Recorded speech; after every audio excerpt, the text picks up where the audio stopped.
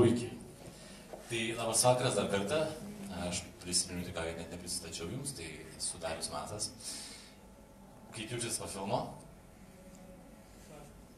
Sugrįšinčiai. Aš labai dar myliu savo darbą. Man iš tikrųjų irgi tokia mintis, gimė žiūrint šitą filmą, kad kartais, kai grįžtu labai pervargęs po darbo dienos, nepagalvoju, kaip tai gali pervargę.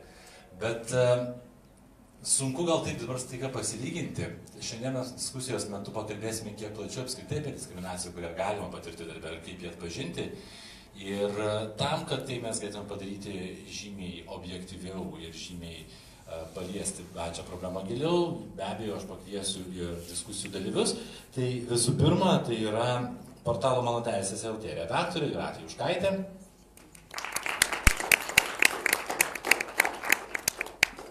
Taip pat architektas, klausos negalią turintis žmogus, tai yra Donatas Počešiūnas.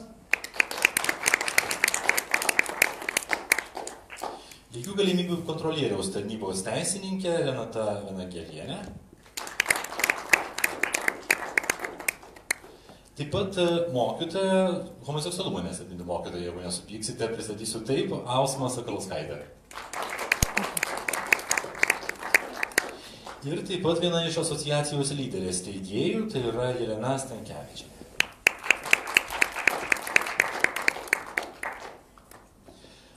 Taip, tai filmas išties yra artimas. Artimas tuo, kad jis, Čekija šalis, kaip ir Lietuva, pakankamai neseniai pradėjusi kelią į ekonominį augimą, tiek pat, kiek ir Lietuva metų, tai yra 14 metų ir Europos Sąjungos šalis. Minimi skaičiai, atlyginimai eurais, ko gero, irgi labai smarkiai nesiskiria, o Lietuvoje netgi kartais yra mažesni. Tai labai lengva yra save tapatinti. Tačiau aš norėčiau pasiteirauti jūsų, Renata, visų pirma, tokia situacija Lietuvoje būtų panaši? Aš galbūt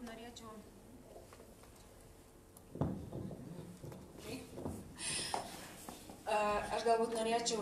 iš diskriminacijos pusės, nes mes lygių galimybių kontrolieriaus tarnybą nagrinėjam atvejus surištus su diskriminacija. Tai su diskriminacija iš karto susiduriama tada, kai ieškoma darbo, tai darbo skelbimuose. Neretai yra nurodoma tam tikros lyties, tam tikro amžiaus arba surišta su socialinė padėtim, automobilio arba dar kažko, kas nėra pateisinama. Toliau, remiantis šiuo filmu, tai aišku, mes matom diskriminaciją Romų atžvilgių, kad tautybės kilmės pagrindų yra sudėtinga surasti darbą, tiesiog ateinama, kol nematoma žmogaus, kvalifikacija tinka, viskas tvarkoja, kai žmogus ateina, jam neištiesia rankos ir, aišku, neįdarbina. Tai mus, kaip lygių galimybių kontrolieriaus tarnyba, kuri vadovaujasi lygių galimybių įstatymų ir moterų vyrų lygių galimybių įstatymų, apriboja pagrindai, kuriais remiantis mes galime nagrinėti ir kalbėti apie diskriminaciją. Šiame filme daugiau kalbama apie darbo sąlygas, jog darbdaviai nepaiso darbo kodekso ir nesudaro tinkamų sąlygų dėl darbo valandų, dėl viršvalandžio apmokėjimo, dėl pertraukų darimo ir tam, kad darbo kodekse yra aiškiai nurodyta, kad darbdavys privalo pasirūpinti darbo pertraukomis, kad darbuotojas išliktų darbingas. Šiuo atveju viskas buvo ne taip ir nei mokama už viršvalandžius, nei paisoma grafikais ir darbo valandom. Jūratė, kaip žmogaus, kuris stebi nuolatos žiniasklaidą, stebi padėtį Lietuvoje įvairiais pjūviais, ar tokios situacijos Lietuvoje nutinka, ar galima sakyti, kad Lietuva yra pažengusi ir nepasikartotų, tarkim, tokie mokami skirtingi atlyginimai priklauso nuo to, iš kur atkeliauja žmogus ir tokios darbo sąlygos? Iš tikrųjų yra gana sudėtinga pasakyti, nes mes tokių rimtų tyrimų kaip ir neturim. Ir dalinai tiek šitas filmas, tiek diskusija iš vienos pusės yra toks gaudimas ar ne, bandymas kažką užčiuopti. Iš kitos pusės žiūrint, metai iš metų daromi tyrimai rodo, kad žmonės nenorėtų dirbti arba turėti darbinių santykių daugiausiai dominuojantis, tai yra Romai, ką jūs ir minėjot, taip pat yra negalią turintys žmonės, taip pat yra homoseksualūs asmenys, taip pat yra translyčiai. Tai iš vienos pusės mes kaip ir neturim ir mes nieko nežinom ir mes galim sakyti, kad tos diskriminacijos nėra. Iš kitos pusės žiūrint, jeigu 40% visuomenė sako, kad su translyčiu nenorėtų dirbti, tai matyt, tos nuostatos kažkokiu būdu atsikartoja toj darbo rinkoje. Ir čia yra tas didysis toks tarpas, kurio mes iki galo ir neturim. Nes tarsi kalbam apie kažkokius teorinius dalykus, bet iš kitos pusės jie yra ir tyrimuose užčiuopti. Ir mes iki galo jų taip ir neužkabinam. Ir čia yra didelė problema Lietuvoje. Donatai, norėčiau pasiteirauti jūsų. Štai Jūratė pacitavo tam tikrus skaičius ir išties visai neseniai buvo pristatyta įvairovės chartijos ir Vilmorus atlikta gyventojų apklausa ir ten paaiškėjo, daugiau kaip pusė žmonių turinčių negalią jautė diskriminaciją darbe. Kokia yra jūsų asmeninė patirtis? Su kuo jūs susidūrėte? Įdomus klausimai. Kaip pasakyti, suprantat? Kaip gyvenimą fiziko buvo tarsi panikus. Gyvenimas tarsi panikus, aš priimu kaip natūralų reiškinį. Bet buvo fiziko, buvo pasitikėjimo, diskriminacijos ir nepagarbos. Ir fiziko buvo gyvenimo. Taigi, trumpai papasakosiu apie savo darbą patirtį. Vieni socialiniai įmonėje. Kai prieš 3 metus grįžau iš Amerikos, vienas perpažįstama man pasiūlė dirbti vienu projektavimo įmonėje. Ir manęs paprašė neįgaliojo pažymėjimo, kur aš apskritai nieko nežinau, nesupratau. Ir pagalvojau kelią tokią darbo biržos sistemą. Ir po pusę metų sužinojau, kad aš buvau įsidarbintas socialinėje įmonėje. Ir supratau, kad buvo tikslas gauti techninės finansinės priemonės, o šitai man buvo pikta, po kurio laiko išėjau iš darbo ir dirbu pas visai normalų darbdavį. Tas darbdavys vertina rezultatus pasiekimus. Nesvarbu, kokius žmogus, jiems svarbiausias rezultatas. Aš dirbu toj įmonėje, kur vyrauja pagarbos atmosfera. Jie bando įsipriešinti mano sunkumus. Iš patirties, mano manymu, kad norint pasiekti sėkmę bendruomeniai, reikia parodyti gerus veiksmus darbus, nesvarbu kokias esu. Tam keičiu požiūrį visuomenę. Tam reikia laiko. Dirbti. Ačiū, Donatai. Iš tikrųjų, gal jūs, Renata, galite pakomentuoti, kokia situacija yra su tom socialiniam įmonėm, ar ne? Donatas pasakė pavyzdį, kad buvo įdarbintas. Ir iš tikrųjų, tai yra irgi tam tikra diskriminacija, kai žmonės įdarbina tik tuo pagrindu, kad jie turi tam tikrą negalią ir kaip ir yra traktuojami tik tai kaip skaičius, ar ne? Nes socialinė įmonė turi turėti tam tikrą dalį dirbančiųjų, kurie dirba turintys negalią. Kaip ta sistema veikia ir ar čia iš tikrųjų nėra jokių pažeidimų? Aš atsiprašau, su negalia nelabai dirbu, bet kiek žinau, tai tas, kas tai buvo įstatymų nustatyta, kad teisės aktu, aš nebeprisimenu, bet lik to mes tirti negalėjom, nes tai, kas nustatyta įstatymų, tai kaip ir yra, lygių galimybių kontrolieriaus tarnyba negali to tirti. bet iš tikrųjų yra atsisakoma, kiek girdėjau, socialinių įmonių, kad nebūtų to pagrindų priimama į darbą, nes tai yra kaip ir įrankis priimti žmonės turinčius negalią ir mokėti mažesnius mokesčius. Tai čia yra be abejo nepateisinama. Gerai, kadangi mikrofoną turite, aš dar jūs išliek pakamantinėsiu. Kokia yra iš tikrųjų padėtis Lietuvoje? Su kokiais dažniausiais diskriminacijos atvejais darbe žmonės susiduria, kokią jūs matot situaciją ir kaip iki jūsų atkeliauja? Ar tai yra skundų pavidalu, ar tiesiog jūs patys iki tyrimus atliekate? Mes atliekame tyrimus ir savo iniciatyvą, ir pagal skundus, pareiškimus, pasiteiravimus. Dažniausiai, aišku, tai yra lytis, amžius ir negalia. Darbo santykiuose nukenčia labiausiai, tai jeigu imsim pradžią, darbo skelbimuose daugiausiai lyties pagrindas dominuoja, o kaip priekabiavimas darbe, netinkamas darbo sąlygų sudarimas, tai yra amžius ir negalia.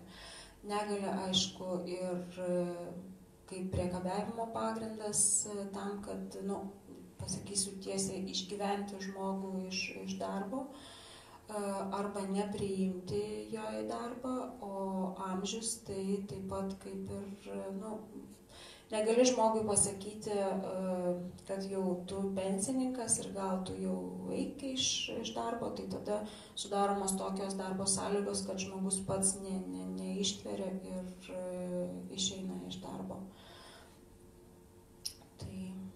Tai vat, o mes stebim situaciją darbo rinkoje dėl darbo skelbimų, kreipiamės į darbdavius ir prašom naikinti skelbimus, kurie yra diskriminuojantis. O dažniausiai pareiškėjų skundus dėl lygių galimybių įstatyme numatytais pagrindais mes tyrėme ir priimame sprendimus. Kas džiugu, kad praktiškai 99 procentais įgyvendinami yra sprendimai, vis dėlto.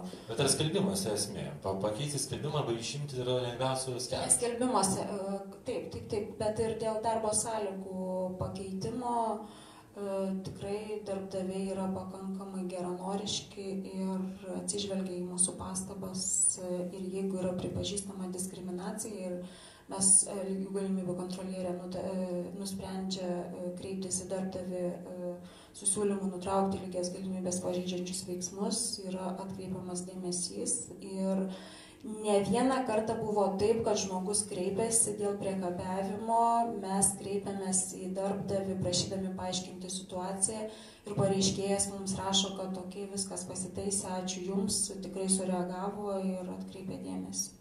Nutraukiam tyrimus tada. Irena, norėčiau Jums klausimą deleguoti. Jūs atstovaujate asociaciją Lyderį. Šioje asociacijoje yra daugybė moterų užimančių aukštas pareigas, aukštas pareigas.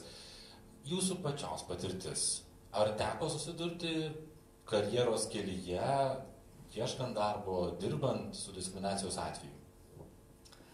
Labas vakaras visiems.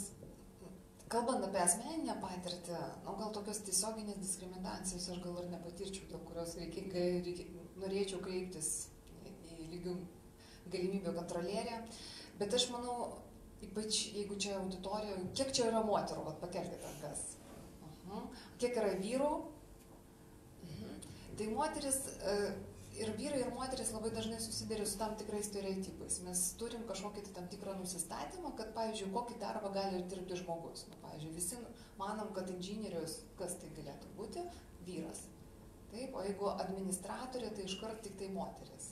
Taip, ir pavyzdžiui, Telė, viena iš mūsų steigėjų, Giedrė Kaminskaitė, pasakojo Telijos teisininkė, kad jie įdėjo skelbimą, buvo pirmas skelbimas ieško IT inžinieriaus ir buvo vyro nuotrauka įdėta prie skelbimo ir kreipėsi tik tai vyrai. Taip, nors buvo skelbime parašyta, kad ieško ir vyrų, ir moterų. Kai įdėjo nuotrauką moters prie skelbimo, ten pat iškart atsirado moterų. Ta prasme, kreipiančiusi į darbą.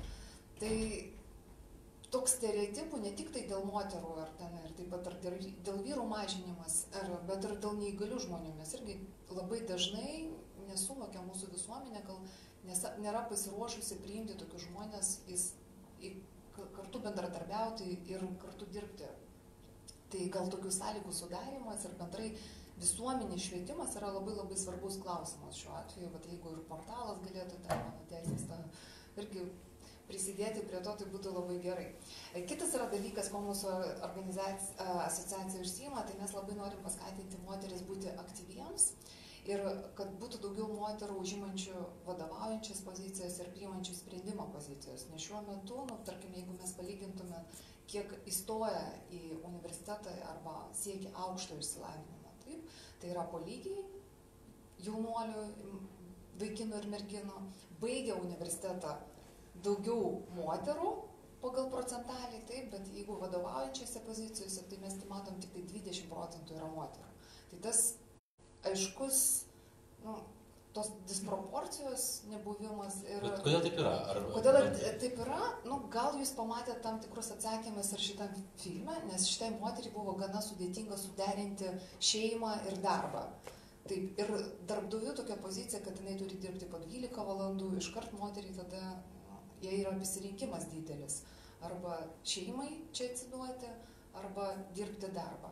Kitas yra dalykas, pavyzdžiui, Lietuvoje, kas yra, tai yra labai, nėra sukurta tam tikros infrastruktūros, jeigu moteris norėtų grįžti į darbą, pavyzdžiui, kai vaikui yra 6 mėnesiai arba metai, paprasčiausiai nėra, tik tai tu gali samdyti auklę. Jeigu tu dirbi už minimalų arba vidutinį atlyginimą, kas yra labai normalu, kai tau 25-30, kad turi pirmą vaiką, taip, tada tu samdai auklę už tavus pačius pinigus, už tą minimalų arba vidutinį atlyginimą ir tau iškart pasidaro, tu užduoti klausimą, tai kam man eiti dirbti, jeigu aš galėčiau gauti motinystės išmoką ir nedirbti. Tai toks yra ir atsiranda, tada moteris būna, nedirba ilgą laiką ir tada, jeigu mes matome karjeros kreivės, tai baigiant universitetą vyrų kreivė vis nuolat karjeros eina į viršų, moterų pasiekia tam tikrą tašką ir tokia lygiai greičiai eina. Tai vienas iš tokių, irgi yra vienas iš priežasčių, kodėl taip yra. Jūs paminėjote taip, motinystės atostogas, aš pagalvojau, aš pažįstu keletą vyrų, kurie išėjo tėvystės priežiūros atostogų ir jų problema buvo kita, kad darbdaviai labai sunkiai suprato ir labai tai žiūrėjo, kodėl jiems šovė mintis į galvą tokia. Taip, tai va čia vienas iš tokių būdų, kad tas stereotipų mažinimas, nes mūsų stereotipai ne tik tai prieš moteris nukreipti, bet aš manau, ir nukreipti taip pat ir prieš vyrus, nes jeigu vyras norėtų atsiduoti šeimą ir auklėti vaikus, tai irgi visuomenė žiūri kaip, kažkas tai negerai, taip? Nes ir vyras, tarkim, jeigu vyras su mažu vaiku ateina ir parduotuvę, ar jūs matėt vystymosi stalelį vyrų tualetė? Taip, Lietuvoje ne. Tai, o ką vyrų tada daryti? Natūralu, reikia tada, kad moteris eitų su vaiku ir vaiką prižiūrėtų. Taip yra. Bet tai kelia ir kitas problemas vyrams. Kodėl, pavyzdžiui, mes užduodam klausimą, kodėl vyrai nusižudo. Savižudybių lygis vyrų Lietuvoje labai aukštas. Taip, nes tas irgi neprisirišimas prie vaiko. Savęs nesuvokimas, kad tu kažkam tai reikalingas yra. Nes jeigu tu labai daug dirbi, vaiko negali prižiūrėti, kaip pavyzdžiui čia parodyta, taip, tai atsiranda po to, po kiek metų, kad tavo vaikui 19 ir tu nematai, kaip jisai užaugo. Ir nėra tokio psichologinio ryšio su vaiku. Tai irgi tokie yra klausimai, kurias visuomeniai gal reikėtų ir spręsti. Ausma, vėlgi toks pats klausimas, kaip ir prieš tai buvusiems diskusijų dalyviams. Kokia yra asmeninė patirtis? Ar teko susidurti su diskriminacija, ieškant darbo arba jau dirbant kažkur? Tai gal reikėtų kažkaip sutrumpinti klausimą, nes įtariu, kad jūs iki ryto nenorite čia būti. Bet jeigu norit, tai aš manau, kad dažnai mes nemokam patys atpažinti savo gyvenime ir žmonės tiesiog neįvardyja dalykų, kad jie patiria diskriminaciją, bet tiesą pasakius, tai yra kasdiena. Ir nors prieš tai kalbėjote apie darbo sąlygas, kur išimas skelbimus, galbūt ten nebepriekabiauja ar panašius dalykus, tai priklauso nuo to, kaip mes vertinam ir ką mes vadinam sąlygomis. Jeigu mes vadinam, kad mokykloje aš dirbu mokytoje yra stalas ir kompiuteris ir tai yra mano sąlygos, tai ne tik tai yra sąlygos.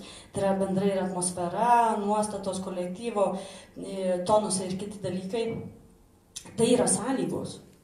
Bet šito nekaip nei pamatuoti, nei įrodyti apie tų sąlygų tinkamų nebuvimą, tiesiog nėra galimybių.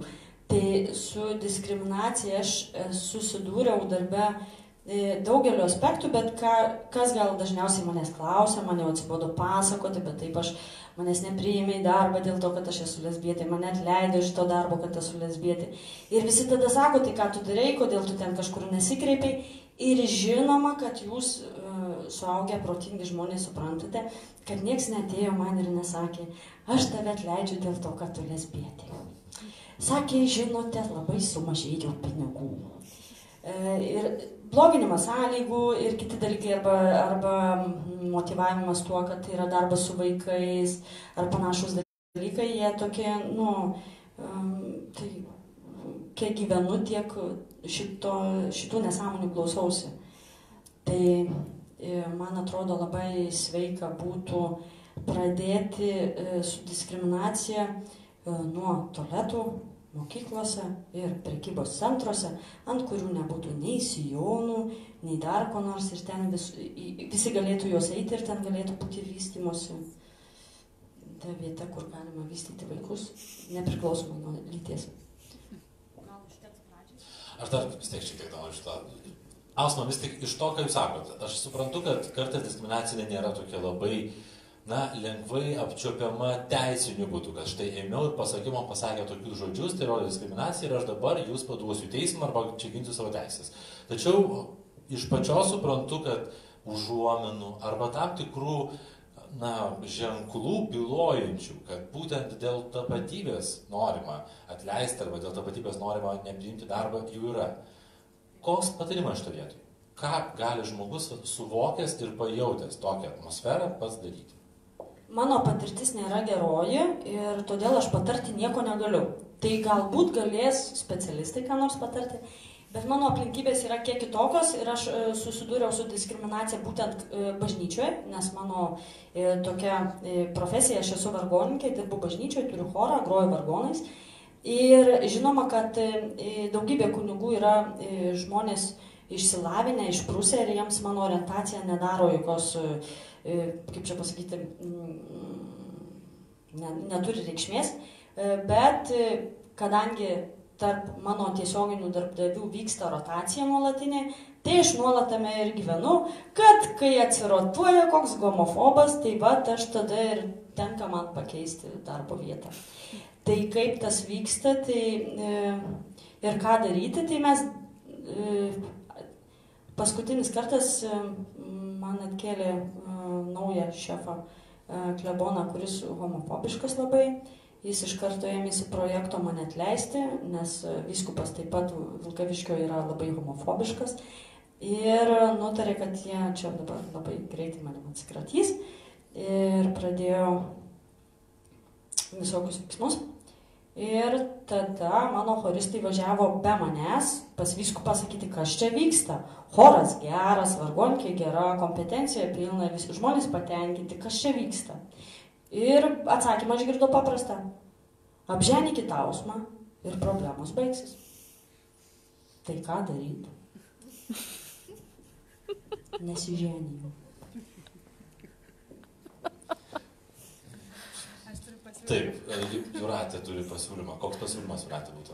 Įteisintos pačios lyties santuokos, bet žmogus apženė.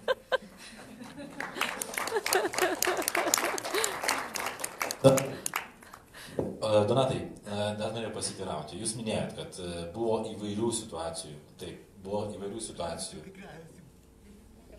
Taip, norėjau pasiteirauti. Buvo įvairių situacijų, pats minėjote, ar ne, kad jautėte ir užguliojimus, ir buvo tam tikros įtampos, ir šiaip prastų emocijų darbo vietoje. Ar buvo, tarkim, panašių situacijų, tarkim, kaip Ausma dabar pasakojo, kai, diskriminaciją jaučiat, bet neišsiduoda nei darbdavys, tarkim, nei galbūt viršininkas, kad būtent dėl klausos negalios nenori jūsų čia turėti?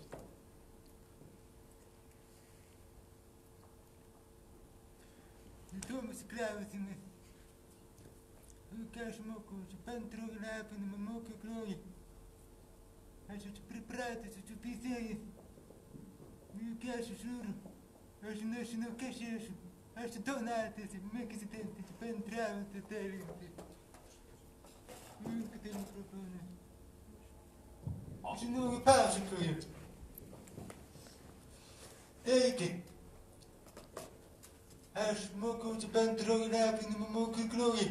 Ir aš esu pripratęs kartu su visais. Fiziko pupa. Nebent aš smurdavau savo klasiokus ir jie mane smurdavo. Ir mes išmokom ir supratom, kas yra smurdas. Ir apie save. Aš dar nežinau, kas esu. Aš esu tiesiog Donatas. Mėgis identitis, bendrauti, siekiantis žinių. Aš esu atviras visiems žmonėmis. Aš mokusi tikrai žmonės daro gerus darbus dalykus. Ir viskas. O, kas daro papildomai pamiršau. Ar buvo tokių situacijų, kad jautėt iš aplinkos, kad, tarkim, darbdavys ar, nežinau, kolegos nenori su jumis dirbti dėl... O, geras klausimas. Nu kaip? Fiziko pupa. Nebent. Nu kaip? Aš nežiūriu, kaip vieną man nutinka, ne vieną man nutinka. O, kitiems taip pat panašu nutinka. Ir man susidaro būti, kad Lietuvai viskas vyksta, dabar pažįstamus pirmai darbą. Štai. Buvo atmetimo, buvo pasityčiojimo iš manęs. Ir ne tik man vienam ir mano artimiesiems draugams irgi. Kai kurios kūnėse, kai kurie taip nepriima jo. Man susidaro būti, kad aš turiu daug prašyštamų draugų, kur yra išbaršyta po visą pasaulį. Jie yra labai profesionalus ir aukštus dalykus specialistai. Aš atsiprašau, kaip mes galėtum juos sukrašintum ir pagerėtų vietą. Jūrate, aš norėčiau vis tik šiek tiek labai mandagus mūsų diskusijos dalyviai, neišsiduoda iki galo ir visai kaip bando įvynioti į tai, kad, na, čia vat visiems nutinka, ar ne, kaip Donatas sako, čia ne aš vienas, čia gali ir kitiems taip nutikti. Ausman irgi va taip labai galantiškai bando išsisukti, kad, na, tai buvo, nutiko, iš darbo išmetė, kažkur nepriėmė, didelio daikto, Jelena irgi taip labai tokiai. Tai bent jau iš pačios, taip drąsiai norėčiau paprašyti. Ar nėra taip, kad tie žmonės, kurie patiria diskriminaciją darbe, tie žmonės, kurie yra atleidžiami dėl to, kokie jie yra, tie, kurie yra nepriimami į darbą dėl to, kokie jie yra, arba dėl to yra nepaaukštinami pareigose, pagauna netinkamą atlyginimą, arba dar kokios kitos priežastys, kad tie žmonės tiesiog susitaiko su tuo, pagalvoja, kad tai yra normalu, džiaugiasi, kad apskritai turi darbo, kaip skambėjo frazė filme, ir dėl to visiškai niekur nesikreipia ir tiesiog gyvena taip toliau. Ar nėra taip? Taip yra. Bet pirmiausia, pradėkime nuo to, kad ir čia yra labai paprastai rodomas dalykas, nes Lietuvoje atlyginimų skirtumas tarp vyrų ir moterų vidutiniškai yra 14,4%, skaičiuojant pagal Eurostato metodiką, pagal Lietuvos statistikos departamento metodiką skaičiuojant 13,4%. Bet revoliucijos nematom. Tai yra iš principo ne paprastas, akivaizdus įrodymas, kad atlyginimų skirtumas ar ne ir kvalifikacijos vertinimas, tuo labiau, kad ponia Jelena kaip tik paminėjo, kad iš tikrųjų apie 60% baigusių aukštą išsilavinimą Lietuvoje yra moteris, bet atlyginimų skirtumas jis yra, sakykime, 14%, ar ne? Ką tai reiškia realybėje? Tai reiškia, kad vidutinė moteris dirba 1 mėnesį per metus nemokamai, lyginant su vyru. Ir tie 14% kaip ir nedaug, bet kai paėmė, kad 1 mėnesį eini tiesiog į darbą nemokamai, tai tada jau pasidaro materialu ir labai suprantama. Dėl kitų grupių, ne tik lyties pagrindu arba ne tik lyties klausimų, taip pat be abejo yra daug signalų ir lygių galimybių kontrolieriaus atstovė irgi paminėjo, kad Romai yra turbūt labai aiški ir labai probleminė bendruomenė, ta prasme, jie nėra problema, bet tai kaip yra elgiamas su jais yra problema. Iš principo, tais atvejais, kiek tenka su žmonėmis bendrauti, tai net ir nelabai varginamas yra iš tikrųjų pasakyti arba kažkaip suvinioti ir pasakyti, kad gal ten, sakykime, priėmė, mes jau kažką mes jau turim. Iš principo, tiesiai šviesiai yra pasakoma. Arba žmonės mato, kad, sakykime, susirašinėja ten arba skambina e-mailais arba kažkokiu būdu, ir pasirodo ir pamato veidą, šiek tiek tamsesnė odos spalva ir akivaizdu, tada staiga arba tiesiai yra pasakoma, kad ne, ačiū, Romai čia nedirbs. Čigonai tai yra, atsiprašau, nes tokiam kontekste nevartojamas šitas žodis paprastai. Arba galbūt ir kažkoks mandagesnis apvalkalas yra įvelkamas. Bet vis tik neatsakymą klausimą dėl žmonių, kurie patiria tą diskriminaciją. Ar iš tikrųjų yra tas susitaikymas su esama padėtim ir nematymas ir problemos? Kad įrodytum tą problemą žmonės emociškai vis tiek jaučia. Ta prasme, tu gali galbūt nežinot teisės aktų, nežinot, kad yra diskriminacija ar ne tam tikrais pagrindais uždrausta ir taip toliau, bet neteisybės jausmas jis yra vis tiek aiškus iki galo, kaip ir. Bet klausimas vėlgi, ką ir Ausma minėjo, įrodinėjimo klausimas iškyla. Taip pat iškyla institucijų žinojimo, supratimo, kaip veikia, ar ne, klausimas, kad yra kontrolieriaus tarnyba, kad galbūt galima kreiptis kažkur kitur. Ir dalinai yra internalizuojama arba suvokiama, tiesiog aš gimiau Romų. Man labai nepasisekė, bet tiesiog taip yra. Ir, susirasiu kažką kito paveikti. Taip, Renatai. Nekartą kalbėjome su Romų tautybės asmenimis ir aš asmeniškai ir kiti mūsų tarnybos atstovai raginom, sakom, kreipkitės, nes jie papasakojo tokias istorijas, dėl kurių mes galėtumėm pradėti tyrimą ir sakom, kreipkitės, mes priimsim sprendimą, mes bandysim įrodyti kartu, rinksim įrodymus. Ir jie, žinot, tokia neviltis akyse, sako, jo, mes dėl vieno darbdavio kreipsimės, bet visų mes nepakeisim. O visų nuostata dažniausiai darbdavių yra tokia, Romų tautybės asmenys pas mus nedirba. Ir jie, kaip jūs teisingai sakot, jie susitaiko. Tiesiog, kaip Jūratė sako, gimęs tokiu ir viskas, taip ir bus. Ir jie nesima ir tikrai labai vangiai gina savo teises. Nors mums atrodo, jeigu priimtas būtų sprendimas dėl vieno, kito, trečio, galbūt situacija keistųsi. Bet kas, pavyzdžiui, pasikeistų, aš taip įsivaizduoju, aš, tarkim, esu Romų kilmės, negavau darbą, buvau išmestas iš kažkur dėl savo kilmės, kreipiausi, su jūsų pagalba mes surinkom įrodymus, netgi įrodė. Kas iš to? Mes viešinam sprendimus ir komunikacijos skyrius mūsų labai aktyviai dirba ir skaito labai daug darbdavių. Tai darytų poveikį. Tas viešumas tai yra kaip ir peilis darbdaviams. Jeigu pasakoma yra viešai, kad vienas ir kitas darbdavys ignoruoja, ne? Darbdaviams čia yra iš tikrųjų reputacija, taip. Tai iš tos pusės tada eitumėm, paskelbtumėm tą skelbimą, kad buvo pripažinta diskriminacija, kad taip nesmagu ir aš manau, kad mes tikrai pakeistumėm situaciją, jeigu kreiptųsi. Gerai, jūs čia taip darbdavių tokį balsą gal labiausiai atstovaujat. Iš tikrųjų, ta reputacija darbdaviam yra svarbu? Taip, svarbi. Aš kaip pati mokslininkė ekonomistė, tai iš ekonominės pozicijos, tai aišku, kiekvienam darbdaviui, kuo jo reputacija yra prastesnė, tuo jam labiau kainuoja arba brangiau kainuoja prisitraukti darbuotojas. Nes už tą patį darbą jam reikia mokėti papildomą, kad pas jį ateitų. Ir dabar, kai mes turim tokią darbo rinką, kurie yra darbuotojo dabar pusėje, nes darbdaviai ieško darbuotojų ir yra darbuotojų trūkumas tam tikrose srityse, pavyzdžiui, IT sektoriui, bankininkystės sektoriui ir taip toliau.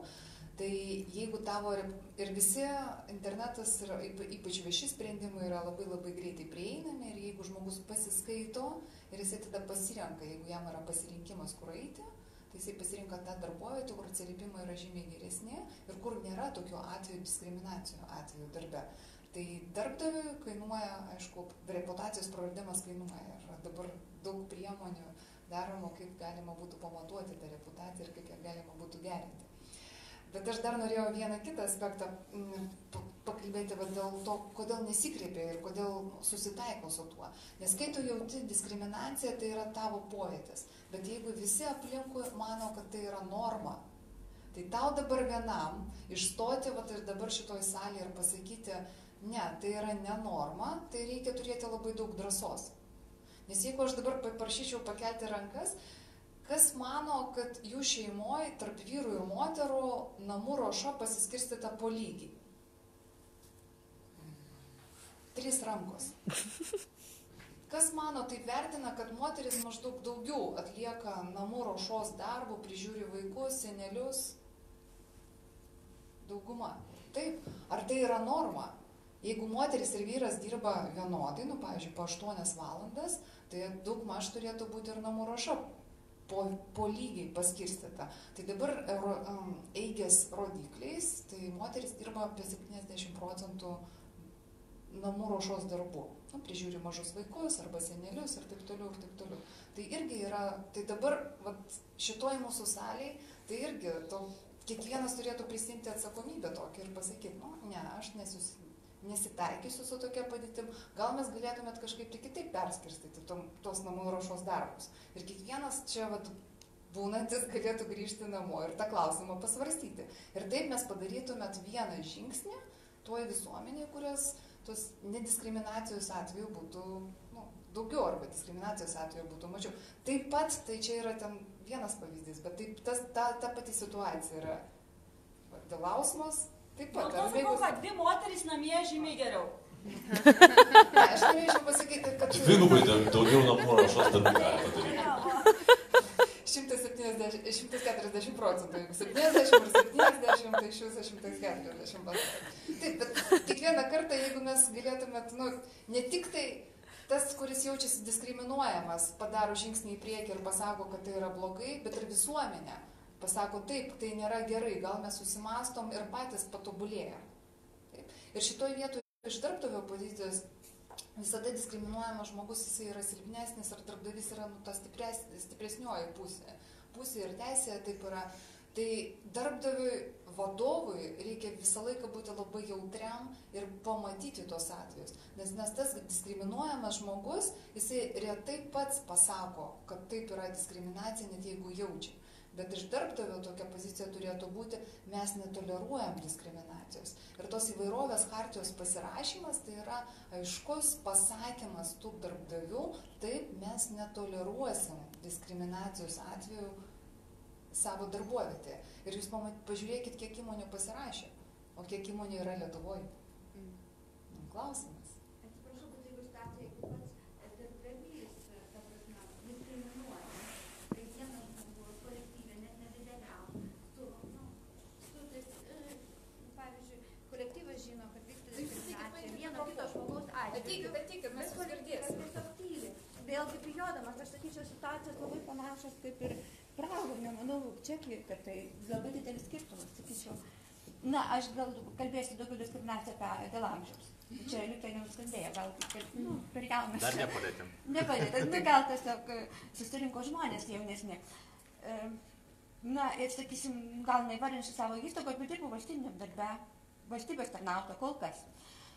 Po naujų metų nebebūsiu, bet tai susijęs, sakyčiau, vėlgi su amžiaus cenzu, kadangi keičiasi valstybės tarnybos įstatymas ir peržiūrimos funkcijos, visą tai žinot, visi informuoti, tai paprastai ieškoma ta silpnesnė grandis, kurią būtų galima, kaip sakant, suniveliuoti ir tiesiog ją išmesti, pašalinti, dėl tam tikrų priežasčių nepatinka žmogus, kažkas, kažko neįtinka, gal tiesiog nepalaiko pozicijos vadovybės, arba, nepatinka, sakysim taip.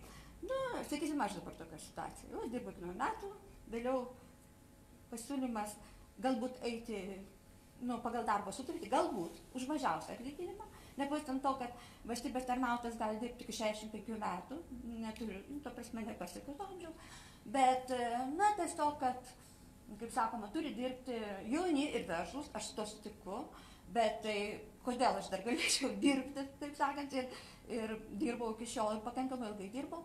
Ir, tiesiog, kad aš jau nebesugebėsiu, nes yra jaunesnių, veržlesnių, dvigubai jaunesnių, kurie tą darbą padarys geriau. Nėra ten gal toks darbas sudėtingas, bet susidūriau čia visai neseniai, prieš 2 savaites. Ta situacija ir dabar laukia atleidimo lapelio. Ir buvo sakyti, taip, gal gausi kompensaciją, ten kiek pinigų bus įstaigoje. Ta prasme, daug nebus, bet ir turi tokį pasirinkimą. Bet jūs manot, kad tai yra priklauso nuo jūsų vadovo įstaigos? Taip. Manot, kad jo požiūris? Tai mes apie tai ir kalbam. Jeigu mes keičiame požiūrį atskirų žmonių, tasgi vadovas neatsirado iš mėnulio. Ne, jis 25 metus vadovauja. Ne, bet taip, ta prasme, jisai gimė Lietuvoje ir ta prasme išaugo mūsų visuomenį. Ta prasme, jisai matė tokius atvejus, jam atrodo, kad tai yra norma. Taip, jam ir atrodo normalu. Retas žmogus elgiasi blogai, todėl, kad jisai žino, kad tai yra blogai. Specialiai elgiuosi blogai.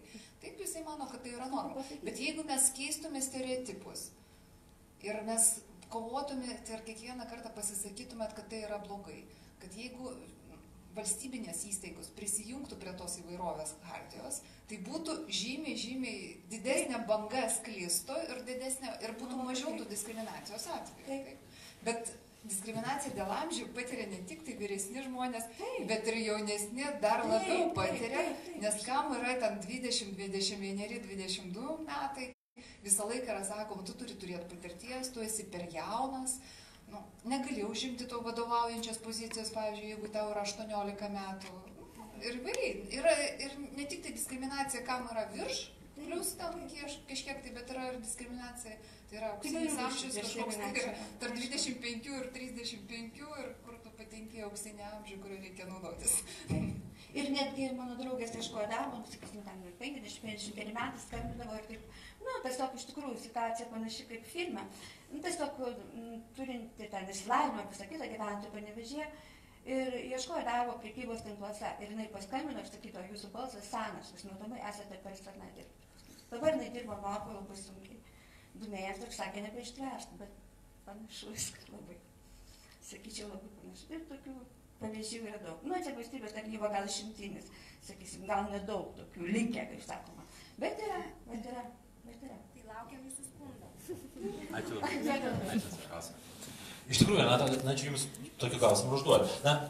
Čia buvo labai konkretus pavyzdys, nežinau, kiek jūs galite jį pakomentuoti. Tačiau tenka girdėti, pavyzdžiui, man kaip žurnalistui tenka girdėti dažnai iš valstybės pareigūnų, iš valdžios atstovų, iš politikų, tokius lozungus, kad reikia atjauninti valstybės tarnybą, reikia atvesti daugiau jaunų specialistų, nes jie dirbs geriau. Jau vien patys valdžios atstovai, jie formuoja tokį stereotipą, kad priimti darbą vyresnį valstybės tarnautoją arba tai, kad valstybės tarnyba yra daug vyresnio amžiaus žmonių, jau yra blogai. Tai ateina iš labai aukštai. Žinokit, nereikia tolėti, mes priėmėm neseniai prieš 2 savaitės sprendimą dėl diskriminacijos. Švietimo ir mokslo ministras priėmė tokį įsakymą, jog išmokos dotacijos bus skiriamos toms ugdymo įstaigoms, kurios nusimatys, jog bus padidintas skaičius pedagogų, kurių darbo stažas iki 20 metų. Kai mes kreipiamės į švietimo ministeriją, klausdami kodėl, aplinkybių, tai jau nesakysiu, ką man sakė telefonu, tikrai to nepažymėjau sprendime, bet ten man praktiškai tiesiogiai buvo pasakyta, kad atjauninti kolektyvą, o rašte buvo nurodyta, kad ieškoma motyvuotų darbuotojų. Tai maždaug, tai įsivaizduokit, jeigu 20 metų, iki 20 metų darbo stažas, tai jau virš 45 metų žmonės darbuotojai nebereikalingi. Tai reiškia, švietimo ministerija laiko motyvuotais darbuotojus tik tokio amžiaus, virš 45 nesimotyvuotas. O mūsų žiūrovės atveju, tai aš pasiūlyčiau tiesiog, aš nežinau, koks pagrindas būtų atleidimo iš darbo, bet jeigu tai prieš pensijinio amžiaus, nežinau, atsiprašau, jeigu yra 3 pagal darbo kodeksą, jeigu yra nedaugiau kaip 3 metai likę iki pensijos, tai jums pirmenybės teisė likti darbe ir jeigu jūs tame pačiame darbe išdirbote 10 metų pagal darbo kodeksą, vėlgi pirmenybė. Tai nėra taikoma tuo atveju, jeigu yra nusprendžiama kvalifikacija yra žemesnė nei kitų. Bet įrodyti, pavyzdžiui, kad kvalifikacija yra, jeigu įrodoma, kad kvalifikacija yra vienoda kaip ir jaunesnio amžiaus darbuotojų, o atleidžiamas tik vyresnio amžiaus asmuo, tai, tai nesunku įrodyti diskriminaciją. Jeigu kvalifikacija ir viskas atitinka, pareigybės aprašymas nebus pakeistas, tai, o bus atleistas vyresnio amžiaus žmogus, tai tikrai akivaizdi diskriminacija bus amžiaus pagrindu. Kadangi mūsų diskusijos laikas pakankamai senka, aš taip norėčiau į tokį ir užbaigiamąjį žodį šiek tiek pereiti. Ir tuo pačiu, Ausma, kadangi mikrofoną paėmėt, tai ir užduosiu klausimą. Štai Jelena minėjo prieš tai, kad tai labai yra svarbu ir tai, kaip, ne tik kaip darbdavys elgėsi, bet kaip kolektyvas elgėsi. Ar palaiko kolektyvas ir ar iš kolektyvo ateina toks patvirtinimas, kad tai, kaip su tavim elgėsi, yra nepriimtina. Arba tai, kaip jūs elgėtės štai su šio kolektyvo nariu, yra irgi nepriimtina. Ar teko jausti palaikymą iš kartu dirbančių žmonių ir ar teko į juos kreiptis, kokia būdavo jų pozicija?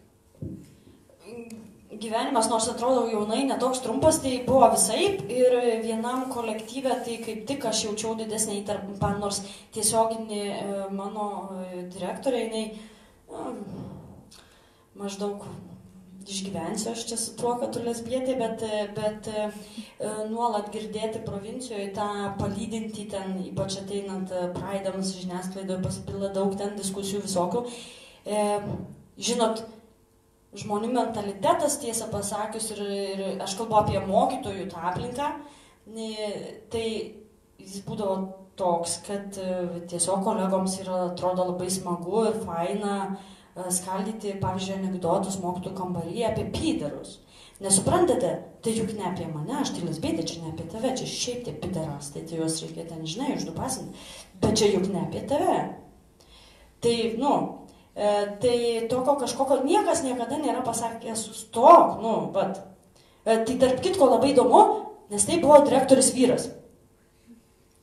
Jisai kitas ten, pavyzdžiui, žodžiu, ten kitą dalyką mokydavo, bet niekas nėra pasakęs sustok. O man kažkaip toks pasišlikštėjimas neleisdavos, aš irgi nesu pasakęs stop, bet turiu ir labai geros patirties su savo kolektyvu, tai yra choru. Galiausiai mes ten išėjom iš homofobiškos kunigo aplinkos globos ir įkūrėm organizaciją, žodžiu, esam savarankiški. Ta publika tarsi, kuri pažįsta mane, turi asmeninį santykį, panašu, kad jiems nėra svarbu, turiu omeny, kad jiems svarbu yra tai, kuo aš esu, jiems iš tikrųjų yra svarbu, kuo aš esu. Daugumoje kitų darboviečių vėlgi yra kitas diskriminacijos momentas, kur tarsi žmonės nieko nekalba apie tai. Nuolat straipsniai, ten Ausma, tai ten koks video, kaip aš juokdavausi prieš kokius 5 metus, turbūt žinomiausia lesbietė buvau, tai visi tą žinodavo, bet niekas ever gyvenime manęs nepaklausė, ten vasarą, gal tu kur nors buvai, kur buvai, su kuo buvai, tyla, dramblio kambarį nėra. Tai ta patirtis įvairiapusiška. Ir kartais juokinga, kartais graudi. Nes aš dėl to ir paklausiau, kad ar nėra taip, kad mes diskriminacijos suprantam taip labai siaurai, kad štai atleido, arba štai sumažino atlyginimą, arba štai moka mažiau, bet iš tikrųjų tai yra, tai yra atmosfera buvimo darbe, kolektyve, apskritai. Galų gale ir užsipuolimo to iš aplinkos labai didžiulė įtaka ir tai kelia nerimą, stresą ir ypač keičiant darbą. Tai visą laiką aš esu padidintam jautrume. Jeigu man dabar siūlo ten, dirbti su naujų chorų, tai aš jau galvoju, o įdomu, kaip ten su valdžios galvom, ar ten pilnos galvos kirmelių, ar ne, ar ten verta prasidėti, ar po to aš ateisiu ir visą laiką jausiuos, kad koridoriuose yra šnipždamas apie tai, kas aš esu, bet nesikalbama su manimi, kas aš esu. Tai va toks tas kasdieninis gyvenimas. Ačiū labai už pasidalinimą. Renata, dar jūs noriu pastarauti. Juk štai tokių dalykų mes neįrodysim, ką tada daryti žmonėm. Kai nėra tokių galbūt įstatymiškų diskriminacijos formų, tačiau žmogus nuolatos jaučia įtampą į laidomus ir kelius, arba ne visai į, bet tarkim, bet šalia. Žinot, tie juokeliai tai irgi yra priekabiavimo forma. Tai nėra šiaip nekalti juokeliai. Tai viskas laikoma priekabiavimu ir dėl tokių sąlygų, dėl tokio kolektyvo požiūrio žmogus tiesiog paima ir išeina iš darbo tikriausiai ir pats.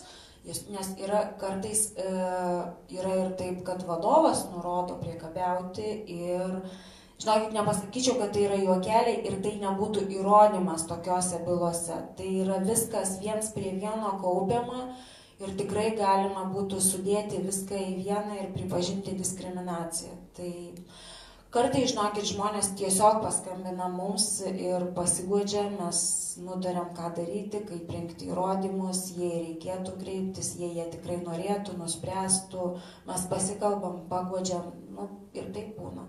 Bet tie juokeliai tai nėra taip šiaip savo, nekalti. Donata, taip irgi baigina mūsų diskusiją. Iš tavęs tokį labai neeilinį optimizmą jaučiu trykštantį, tai norėčiau iš tavęs ir išpešti tą tokį palinkėjimą.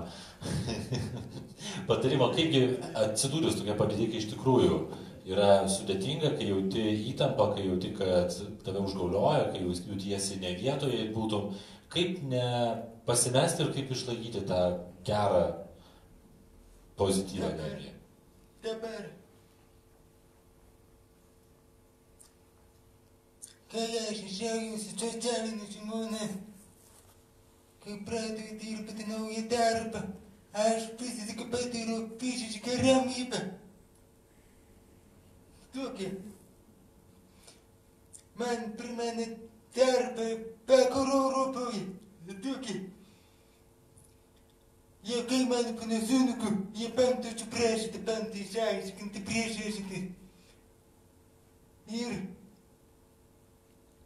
jie išklauso mano problemas, mano trūkumus ir galimybės ir vertina mano darbą šitų gebėjimus ir rezultatus.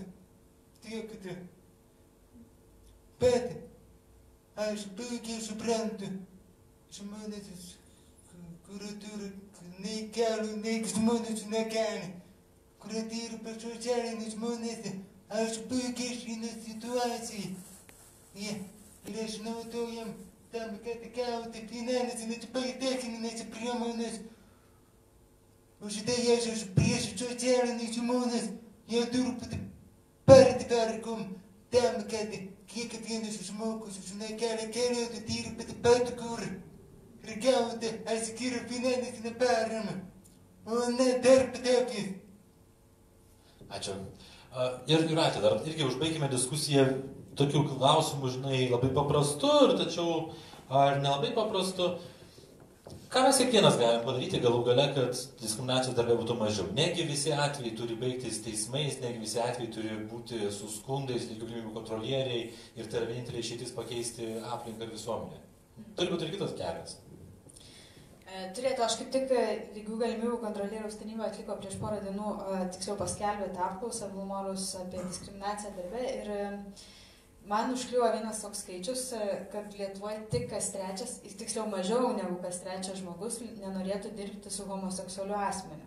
Aišku, sakydama tik, aš truputėlį ironizuoju, bet jeigu žiūrėtumėm į tyrimus prieš kokius 3-4 arba dar anksčiau, tai tas skaičius būdavo maždaug 45-46 procentai, galbūt 30 kažkiek, ne? Tai matom, kad kažkas vis dėlto atsitiko. Tai negali būti tiesiog tyrimo paklaida. Tai yra 10 arba daugiau procentų, ne? Vadinasi, kažkas visuomenėje vyksta. Ir vis dėlto tas kalbėjimas, aš būčiau linkus manyti, kad apie LGBT asmenis visuomenėje yra nemažai kalbama pastaruoju metu. Ir kai žiniasklaida, ir kai kiekvienas iš mūsų pasiėmėm tokią truputėlį labiau į žmogaus teisės orientuotą poziciją ir ypač čia žiniasklaida, sakyčiau, nusipelnė, staiga matom vis dėlto 10 procentų skirtumą. Ir jis negali, kaip ir sakiau, atsirasti tiesiog iš oro. Ir dabar mane vis dar labai nuoširdžiai stebina, kad tas procentas žmonių, kurie nenorėtų dirbti su negalią turinčių žmogumi, yra labai aukštas ir jis yra apie 40%. Tai man atrodo, kad vėlgi identiškai mes turim pradėti kalbėti apie tai, kad kai tu žiūri į žmogų, tu žiūri į žmogaus savybės ir ką jis gali, o nepriimi žmogų per kažkokias ar ne dalykus, sakykime, jeigu negali girdėti, bet jis gali visą kitą daryti. Tai čia reikia tų mentaliteto pokyčių, kuriuos mes kiekvienas iš mūsų iš tikrųjų ir galime atnešti. Ir taip pat žiniasklaidos pokyčio, tam tikro kalbėjimo didesnio apie tai. Ne tiesiog kažkokio, atskirų atveju kažkokio panagrinėjimo kartais, ką mes pamatom, bet sisteminio požiūrio, kad tai yra sisteminė diskriminacija, sisteminiai stereotipai, kuriuos ir sistemiškai reikia keisti. Aš dar nuo savęs pridėčiau tokią frazę, kad ką kiekvienas galime padaryti, nebūdami žiniasklaida ir nebūdami darbdaviai, tai galime būti tiesiog geri draugai, geri kolegos, geri bendradarbiai ir, pasyviai nestebėti, jeigu šalia mūsų esantį kolegą diskriminuoja arba užgaulioja arba siunčia jam adresuotus kažkokius tai juokelius ir kaltinimus, bet patys toje vietoje aiškiai identifikuoti, kad toks elgesys yra netinkamas, toks elgesys yra diskriminacija ir tai jau bus irgi labai didelis žingsnis, nes tikrai tikiu, kad tikrai esame buvę kiekvieną situacijoje, kai šalia mūsų žmogus patyrė vienokią arba kitokią diskriminaciją. Tai aš norėčiau padėkoti visiems čia, kurie buvote kantrus susidomėję ir sudalyvavote diskusijoje, taip pat čia padėkoti diskusijų dalyviams, kurie susirinko ir pasidalino savo patirtimi ir savo įžvalgomis. Tai visų pirma, Jūratė Juškaitė, portalo Mano Teisės LT redaktorė. Pabėgus akapausimas spaudimas. Donatas Pačešiūnas, architektas. Lygių galimybių kontrolieriaus tarnybos teisininkė Renata Venagėlė. Ausma Sakalauskaitė, mokytoja. Ir viena iš asociacijos lyderės steigėjų Jelena Stankevičienė. O aš Darius Matas, linkiu jums gražaus vakaro.